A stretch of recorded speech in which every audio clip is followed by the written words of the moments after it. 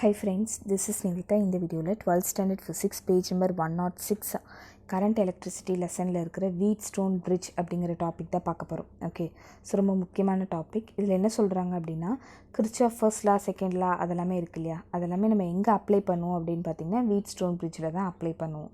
Okay, so இதை எதுக்காக use பண்ணுறாங்க அப்படின்னா ரெசிஸ்டன்ஸை கம்பேர் பண்ணுறதுக்காக யூஸ் பண்ணுறாங்க. ரெசிஸ்டன்ஸ் அப்படின்னா என்னது, கரண்ட்டை போகாமல் தடை செய்கிறது தான் ரெசிஸ்டர் அப்படின்னு சொல்லுவோம். ஸோ அது வழங்குறது வந்து ரெசிஸ்டன்ஸ் அப்படின்னு சொல்லுவாங்க. ஸோ அதை வந்து கண்டுபிடிக்கிறதுக்காக in determining the unknown resistance in an electrical circuit. ஒரு எலக்ட்ரிக்கல் நெட்வொர்க்கில் வந்து எனக்கு ஏதோ ஒரு ரெசிஸ்டன்ஸோட வேல்யூ மட்டும் தெரியல அப்படின்னா அதை கண்டுபிடிக்கிறதுக்கு இந்த வீட்ஸ்டோன் பிரிட்ஜை யூஸ் பண்ணுவாங்க. ஸோ இப்போ நீங்கள் படத்தில் பார்த்துட்ருக்கீங்களா, அதுதான் வந்து ரெசிஸ்டார் அப்படின்னு சொல்கிறது. ஒவ்வொரு ரெசிஸ்டாருமே வந்து ஒவ்வொரு ரெசிஸ்டன்ஸை கொடுக்கும். இப்போ எனக்கு ஏதோ ஒரு ரெசிஸ்டன்ஸோட வேல்யூ தெரியல அப்படின்னா நம்ம வந்து இந்த வீட்ஸ்டோன் பிரிட்ஜை யூஸ் பண்ணி நம்ம கண்டுபிடிச்சிக்கலாம். அடுத்தது என்ன சொல்கிறாங்க அப்படின்னா, இந்த பிரிட்ஜை பொறுத்தவரையில் 4 ரெசிஸ்டன்ஸ் இருக்கும், PQRS அப்படின்னு சொல்கிறாங்க. இப்போது இந்த இடத்துல பார்த்திங்கன்னா நம்ம நார்மலாகவே ரெசிஸ்டன்ஸ் இப்படி தானே வரைவோம். PQRS அப்படிங்கிற 4 ரெசிஸ்டார் இருக்குது அப்படின்னு சொல்லியிருக்காங்க. அதுக்கப்புறம் கேல்னோமீட்டர் G அப்படிங்கிற ஒரு கேல்னோமீட்டரை Bக்கும் Dக்கும் இடையில வைக்கிறாங்க. ஒரு பேட்டரியை Aக்கும் Cக்கும் இடையில வச்சுருக்காங்க. இந்த இடத்துல பார்த்திங்கன்னா Bக்கும் Dக்கும் இடையில வந்து கேல்னோமீட்டர் வச்சுருக்காங்க. ஓகே, அடுத்தது வந்து இந்த Aக்கும் Cக்கும் இடையில வந்து பேட்டரியை வச்சுருக்காங்க. ஓகே, இதுதான் செட்டப் அப்படின்னு சொல்லிட்டாங்க. அடுத்தது என்ன சொல்லியிருக்காங்க, இந்த கரண்ட் வந்து எங்கேருந்து வருது, the current through the galvanometer வழியாக போகிற கரண்ட்டை ஐஜின்னு சொல்லுவாங்க. அதோட ரெசிஸ்டன்ஸ் வந்து ஜின்னு சொல்லுவாங்க. ஸோ இந்த ஒரு கரண்ட் வந்து இந்த கேல்வனோமீட்டர் வழியாக போதில் அதை ஐஜின்னு சொல்லுவாங்க. அந்த கேல்வனோமீட்டர் ஒரு ரெசிஸ்டன்ஸை கொடுக்கும். ஓகேவா, அதை வந்து ஜி அப்படின்னு சொல்லுவாங்க. முதல்ல வந்து இங்கே பார்த்தோன்னே ஒரு மாதிரி கட்டமாக போட்டிருக்காங்க, என்னப்பா இது அப்படின்னு தோணுதில்ல. பட் ஆனால் உங்களுக்கு ஆக்சுவலி எப்படி இருக்கும்னா இப்படி தான் இருக்கும். ஓகேவா, என்ன அப்படின்னா நடுவில் வந்து உங்களுக்கு என்ன வச்சுருக்காங்க, ஒரு கேல்வனோமீட்டர் வச்சுருக்காங்க. சுற்றி வந்து உங்களுக்கு ரெசிஸ்டன்ஸ் வச்சுருக்காங்க. இந்த இடத்துல இது வந்து அன்னோன் ரெசிஸ்டார். ஓகேவா, அதோட ரெசிஸ்டன்ஸே என்னென்னு தெரியல, அதுதான் நம்ம கண்டுபிடிக்கணும். அதுக்கப்புறமேட்டு இந்த ரெண்டுத்துக்கு இடையில வந்து உங்களுக்கு ஒரு பேட்ரி வச்சுருக்காங்க. ஸோ இதுதான் இதோட செட்டப். இதுலேருந்து நம்ம ஒரு ரெசிஸ்டன்ஸோட வேல்யூவை கண்டுபிடிக்க போகிறோம். So simple. இப்போது முதல்ல வந்து இந்த சர்க்யூட் வந்து எப்படி வரைகிறது அப்படின்றத பார்க்கலாம். முதல்ல வந்து எனக்கு என்ன ஆகும், பாசிட்டிவ் நெகட்டிவ் அப்படிங்கிற சார்ஜ் வரும். ஓகேவா, ஸோ அது வந்து எனக்கு என்ன ஆகும், கரண்ட் வந்து இந்த சைடு போகும். பாசிட்டிவ்லேருந்து நெகட்டிவ்க்கு தான் கரண்ட் போகும். ஸோ அதனால் எனக்கு பாசிட்டிவ்லேருந்து கரண்ட் வந்து ஸ்டார்ட் ஆகிருக்கு, ஐ அப்படிங்கிற கரண்ட். ஓகே, இங்கே வந்தோடனே எனக்கு என்ன ஆகுதுன்னா பிரான்ச்டு ஆகுது. இப்படி ஒன்று போகுது, இப்படி ஒன்று போகுது.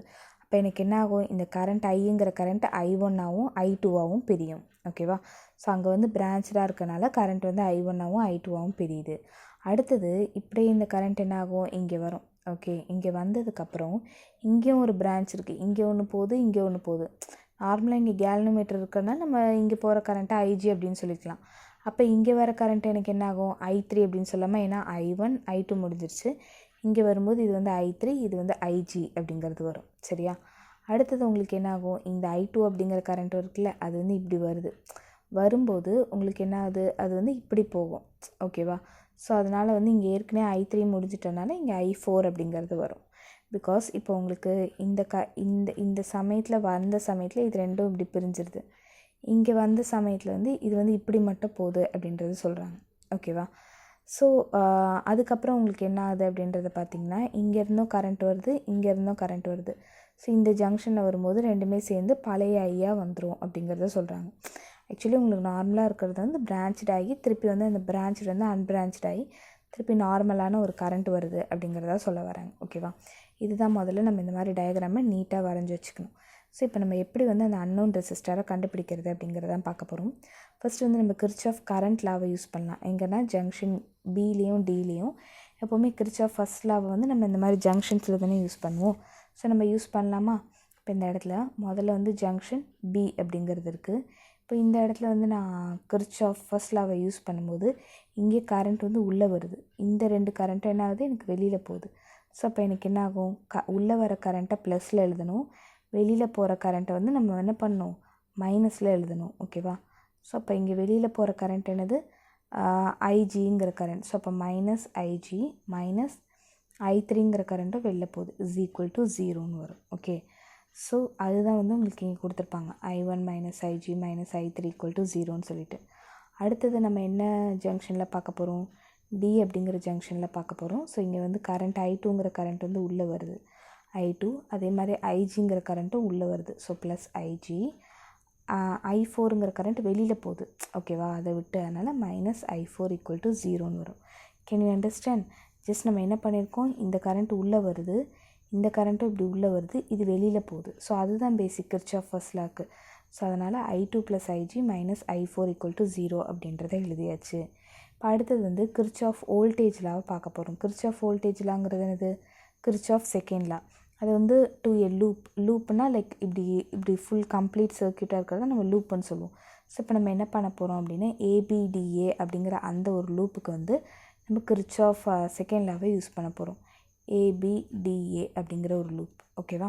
ஸோ இப்போ இதில் பார்த்தீங்கன்னா கிர்ச்சாஃப் செகண்ட் லா அப்படிங்கிறது என்னது, algebraic sum of the current and the resistor is equal to EMF அப்படின்றது வருமா. இப்போது இந்த இடத்துல I1 இன்ட்டு P, ஓகேவா. ஸோ I1 இன்ட்டு P இப்படியே இந்த இது போகுது. நம்ம இந்த சர்க்யூட் தானே சொன்னாங்க, இப்போ இதுவும் இந்த கரண்ட்டும் இதே டைரெக்ஷனில் தான் போகுது. So plus I G into G அப்படிங்கிறது வரும், ஓகே. அடுத்தது இந்த லூப் வந்து இப்படி போகணும், பட் ஆனால் கரண்ட் வந்து ஆப்போசிட் சைடாக வருது. That is minus I2 into ஆர்ன்னு வரும். அதுக்கு இடையில இருக்கிற ரெசிஸ்டர் என்னது R இஸ் ஈக்குவல் டு 0ன்னு வரும். ஏன்னா இதில் வந்து எந்த விதமான EMFமே இல்லை உங்களுக்கு. ஸோ இதனால தான் வந்து இங்கே என்ன பண்ணியிருப்பாங்க, I1 into P plus I G into G minus I2 into R equal to 0ன்னு வரும், ஓகேவா. அடுத்தது அப்ளைங் கிர்ச்சாஃப் வோல்டேஜ் ரூலை வந்து ABCDAக்கு யூஸ் பண்ண போகிறோம். முதல்ல வந்து நம்ம ஒரு சின்னதான ஒரு லூப்பை தான் எடுத்தோம், ஓகேவா. இப்போ நம்ம என்ன பண்ண போகிறோம்னா பெருசாக எடுக்க போகிறோம். ABCDA அப்படிங்கிற அந்த ஒரு பெரிய லூப்புக்கு வந்து நம்ம எடுக்க போகிறோம். ஸோ இப்போ யோசிச்சு பாருங்கள், இந்த இடத்துல நம்ம கிர்ச்சாஃப் செகண்ட் ரூல் அப்ளை பண்ணும்போது எனக்கு என்ன ஆகும், I1 into P first, I1 into P. அடுத்தது இப்படி வருது, அப்போ I3 into Q plus I3 into Qன்னு வரும். அடுத்தது எனக்கு இப்படி வருது, ஆனால் அந்த கரண்ட் வந்து இப்படி வருது. ஸோ இப்போ சிம்பிள் ஒன்றும் இல்லை, மைனஸ் சிம்பிள் போட்டுக்கணும், மைனஸ் I4 இன்ட்டு எஸ்ன்னு வரும். அடுத்தது எனக்கு லூப் படி இப்படி போயிட்டு இப்படி போயிட்டு இப்படி போயிட்டு இப்படி தானே வரணும், ஆனால் இங்கே வந்து ஆப்போசிட் டைரக்ஷனில் இருக்குது. That is minus I2 into அதோட ரெசிஸ்டன்ஸ் என்னது R இஸ் ஈக்குவல் டு 0 அப்படிங்கிறது வருமா, ஓகேவா. ஸோ ஜஸ்ட்டு நம்ம அந்த மாதிரி மட்டும் எழுதிக்கிறோம், ஓகே. ஒன்றும் இல்லை, இங்கே I1 இன்ட்டு P இப்படி போகுது. அடுத்தது நமக்கு இப்படி வரணும். ஸோ இந்த இடத்துல பார்த்திங்கன்னா I3 இன்ட்டு Q இருக்குது, ஓகே. I3 into Q. அடுத்தது இந்த சைடு வரணும், இப்படி போயிட்டு இப்படி போயிட்டு இப்படி போயிட்டு இப்படி வர்றது தானே. ஆனால் உங்களுக்கு என்ன ஆகுது, இங்கே வந்து ஆப்போசிட் டைரக்ஷனில் இந்த கரண்ட் இருக்குது, அதனால் மைனஸ் I4 இன்ட்டு எஸ்ஸுங்கிறது வந்திருக்கு. அடுத்தது இப்படி தானே போகணும், ஆனால் இதுக்கு ஆப்போசிட் டைரக்ஷனில் வருது, மைனஸ் I2 இன்ட்டு ஆறுங்கிறது வரும், ஓகேவா, ஈக்குவல் டு 0. ஸோ அதுதான் வந்து உங்களுக்கு இங்கே போட்டிருக்காங்க, ஓகே. அடுத்தது என்ன பண்ண போகிறாங்க அப்படின்னா, இப்போ நமக்கு வந்து ஒரு 4 விதமான ஈக்குவேஷன்ஸ் கிடச்சிருச்சு. when the point B and D are at the same potential the bridge is said to be balanced. இப்போ ஒருவேளை இந்த B பாயிண்ட்லேயும் D பாயிண்ட்லேயும் சேமான ஒரு பொட்டென்ஷியல் இருந்தது, இதுலேயும் சேமான ஒரு பொட்டென்ஷியல் இருந்ததுன்னா இந்த பிரிட்ஜ் வந்து பேலன்ஸ்டாக இருக்கும் அப்படின்றத சொல்லலாம். பேலன்ஸ்னால் என்னது, இப்போ எந்த விதமான பொட்டென்ஷியல் டிஃப்ரென்ஸுமே வந்து இருக்காது பிக்கும் டிக்கும் இடையில. இப்போ யோசிச்சு பாருங்கள், இப்போ இந்த இடத்துல வந்து கொஞ்சம் நிறைய தண்ணி இருக்குது, ஓகேவா. நிறைய தண்ணி இருக்கிற இடத்துல இருந்தால் கொஞ்சோண்டு தண்ணி இருக்கிற இடத்துக்கு போகும். இப்போ ரெண்டு இடத்துலையுமே சேம் அமௌண்ட் ஆஃப் வாட்டர் இருந்தால் போகவே செய்யாதுல்ல, ஓகே. அதுதான் அப்போ இந்த ரெண்டு பிரிட்ஜ்லேயுமே வந்து சேம் பொட்டென்ஷியலாக இருக்கும்போது நோ பொட்டென்ஷியல் டிஃப்ரென்ஸ் பிட்வீன் பிக்கும் டிக்கும் இடையில எந்த விதமான பொட்டென்ஷியல் டிஃப்ரென்ஸுமே இருக்காது. ஏன்னா டிஃப்ரென்ஸ் இருக்கும்போது தான் ஒரு இடத்துலேருந்து கரண்ட் வந்து இன்னொரு இடத்துக்கு போகும், கரெக்டாக. பொட்டென்ஷியல் டிஃப்ரென்ஸ் இருக்கும்போது மட்டும்தான் கரண்ட் வந்து ஒரு இடத்துலேருந்து இன்னொரு இடத்துக்கு போகும். இப்போ இங்கே தான் பொட்டென்ஷியல் டிஃப்ரென்ஸே இல்லையா, அதனால் கரண்ட்டே வந்து போகாது கேல்வனோமீட்டர் வழியா அப்படின்றது சொல்கிறாங்க. ஃபஸ்ட்டு நம்ம சிம்பிளாக என்ன பண்ணுறோம், அந்த ஐஜியோட வேல்யூ ஈக்குவல் டு 0. சேம் பொட்டென்ஷியலாக இருக்கிறதுனால, பொட்டென்ஷியல் டிஃப்ரென்ஸ் இருக்காததுனால, அது வழியாக கரண்ட் போகாததுனால ஐஜியோட வேல்யூ 0. ஸோ ஐஜியோட வேல்யூ 0 எல்லாத்துலேயும் கொண்டு போய் சப்ஸ்டிடியூட் பண்ணிக்கலாமா. இப்போ இந்த இடத்துல என்ன ஆகிடும், உங்களுக்கு ஃபஸ்ட்டு ஐஜி ஈக்குவல் டு 0ன்னு போட்டிங்கன்னா I1 ஈக்குவல் டு I3ன்னு வரும். அடுத்தது இதில் ஐஜியோட வேல்யூ 0ன்னு போட்டிங்கன்னா I2 இஸ் ஈக்குவல் டு I4ன்னு வருமா. ஸோ ஃபஸ்ட்டு வந்து என்ன பண்ணியிருப்பாங்க, அந்த வேல்யூ போட்டிருப்பாங்க. I1 இஸ் ஈக்குவல் டு I3ங்கிறத போட்டாங்க. அடுத்தது வந்து I2 is equal to I4 அப்படிங்கிறத போட்டாங்க. இப்போ என்ன பண்ணலாம், இந்த ஈக்குவேஷன்லேயும் உங்களுக்கு என்ன ஆகுது, நெக்ஸ்ட் ஈக்குவேஷன் இருக்குல்ல, இதுலேயும் வந்து உங்களுக்கு ஐஜி அப்படிங்கிறது இருக்குது. ஸோ இப்போ இது ஃபுல்லாக என்ன ஆகிடும், உங்களுக்கு 0ன்னு ஆகிடும். அப்போ இப்போ என்ன ஆகும் I1 into P is equal to I2 into Rன்னு வருமா. இந்த இடத்துல பார்த்தீங்கன்னா I1 into P is equal to I2 into Rன்னு போட்டாங்க. அதே மாதிரி இப்போ இன்னொரு ஈக்குவேஷன் இருக்குல்ல, அதில் வந்து உங்களுக்கு ஆக்சுவலி உங்களுக்கு வந்து இதில் IG அப்படிங்கிறது எல்லாமே எதுவுமே இல்லை. அப்போ என்ன பண்ண சொல்கிறாங்க அப்படின்னா இந்த இடத்துல யூஸிங் ஈக்குவேஷன் 2.51 இந்த ஈக்குவேஷன் இருக்குல்ல, இது கொண்டு போய் 2.48 சப்ஸ்டிடியூட் பண்ண சொல்கிறாங்க. ஓகே, அதாவது I1P is equal to I2R அப்படிங்கிறது இருக்குது. அப்போ I1Pக்கு பதிலாக நான் என்ன பண்ணுறேன், இந்த இடத்துல வந்து I2R அப்படிங்கிறத சப்ஸ்டிடியூட் பண்ணுறேன். அப்போ எனக்கு என்ன ஆகிடும், I2 minus I2R plus I2R cancel ஆகி உங்களுக்கு இது மட்டும் வரும்.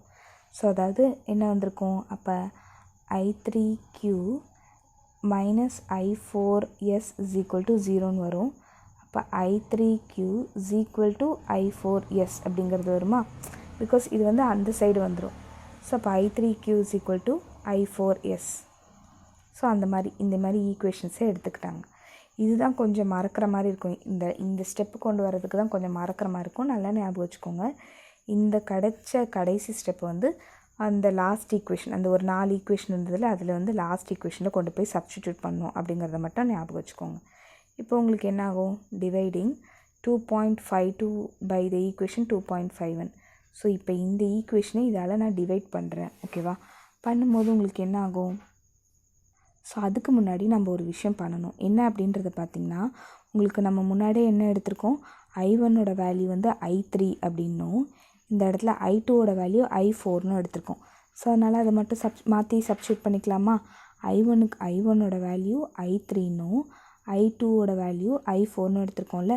ஸோ அதை நான் கொண்டு வந்து இதில் சப்ஸ்டிடியூட் பண்ணுறேன். I1க்கு பதிலாக I3P is equal to I2க்கு பதிலாக I4R அப்படிங்கிறத சப்ஸ்டியூட் பண்ணிக்கிறேன். ஓகேவா, இப்போ நான் இதை வந்து டிவைட் பண்ணுறேன். ஸோ டிவைட் பண்ணும்போது உங்களுக்கு என்ன ஆகும், ஃபஸ்ட்டு இந்த ஈக்குவேஷன் தான் எடுத்துக்கணும், டிவைடட் பை இந்த ஈக்குவேஷனால் டிவைட் பண்ணும். ஸோ அப்போ I3Q டிவைடட் பை I4S அப்படின்னு வரும். I3 கேன்சல் ஆகிடும், I4 கேன்சல் ஆகிடும். ஸோ இப்போ P/Q is equal to R/S அப்படின்றது வரும். ஸோ வெறும் வந்து உங்களுக்கு அந்த ரெசிஸ்டன்ஸ் மட்டும் வந்திருக்கு. ஓகேவா, so P/Q is equal to R/S அப்படிங்கிறதா ஃபார்முலா. ஸோ உங்களுக்கு அடுத்தது வந்து எக்ஸாம்பிள்லாம் கொடுத்துருப்பாங்க. ஜஸ்ட்டு சிம்பிளாக இந்த 3 வேல்யூஸும் கொடுத்துட்டு இதை மட்டும் கண்டுபிடிக்க சொல்லுவாங்க, பியை மட்டும் கண்டுபிடிக்க சொல்லுவாங்க. ஸோ அவ்வளோ சிம்பிளாக தான் சம்ஸ் இருக்கும் இதை பொறுத்தவரை. ஓகேவா, இதுதான் வந்து பிரிட்ஜ் வந்து பேலன்ஸ்டாக இருக்கிறதுக்கான கண்டிஷன். ஒன்லி அண்டர் திஸ் கண்டிஷனில் மட்டும்தான் கேல்னோமீட்டர் வந்து நல் டிஃப்ளெக்ஷன் காட்டும். பிகாஸ் இந்த ரெசிஸ்டன்ஸ் எல்லாமே ஈக்குவேட் ஆகிடுதுல, அப்போ மட்டும்தான் கேல்னோமீட்டர் வந்து நல் டிஃப்ளெக்ஷன் காட்டும். ஏன்னா எல்லா கரண்ட்டுமே இதுவாகிடும்.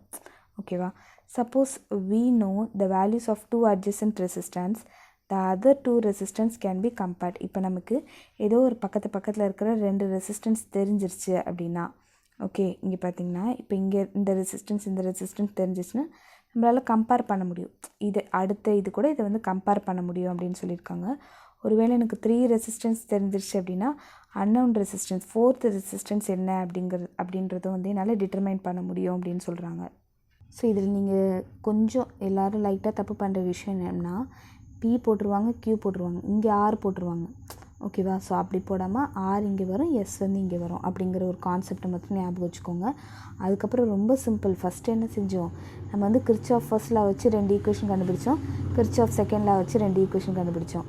அதுக்கப்புறம் IG = 0ன்னு சொல்லிவிட்டு ஃபஸ்ட்டு இருக்கிற 3 ஈக்குவேஷனில் கொண்டு போய் சப்ஸ்டிடியூட் பண்ணோம். கரெக்டாக, அடுத்தது இந்த 3வது ஈக்குவேஷனை கொண்டு போய் அந்த 4வது ஈக்குவேஷனில் சப்ஸ்டியூட் பண்ணி எனக்கு இது கிடச்சிது.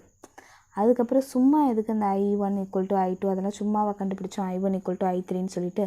ஸோ அதனால் அதையும் கொண்டு வந்து இதில் சப்ஸ்டிடியூட் பண்ணி டிவைட் பண்ணால் எனக்கு இந்த வீல்ஸ்டோன் பிரிட்ஜோட கண்டிஷன் கிடச்சிருச்சு. தேங்க்யூ ஃபார் வாட்சிங். இந்த வீடியோ உங்களுக்கு பிடிச்சிருந்தா லைக் பண்ணுங்கள், ஷேர் பண்ணுங்கள், subscribe to my channel. Thank you.